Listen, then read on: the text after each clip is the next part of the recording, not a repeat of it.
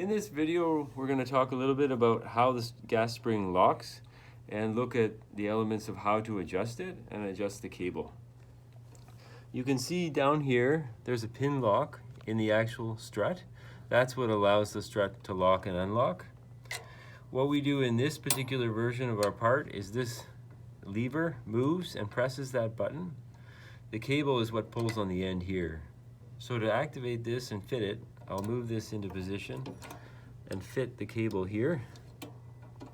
So now it's roughly in position. You can note the amount of free play we have in the lever right now.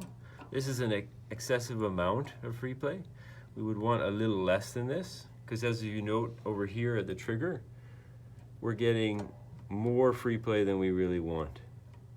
So we will adjust the turnbuckle length here so that we can get an acceptable amount of free play. We're looking for some movement so that we're sure that the activation button is not being pressed, but not too much. So let's try that. And we go back to the lever. This is probably just about right there. So we will lock the turnbuckle in position, so moving the lock nut, and then using 2 3/8 wrenches, can lock that. So now, the strut should perform well. We will get an unlocked performance, and we will get a locked performance. You can see the movement we get from pulling the cable. One thing to take note of is if the routing of the cable is changed, that will have an impact on the setup.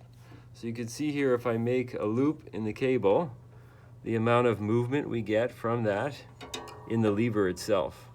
So if we were to now put this on service, we would probably see this strut slowly creep because it's being depressed too much. To compensate for a loop like this, we would have to redo the adjustment of the turnbuckle again and loosen this back off.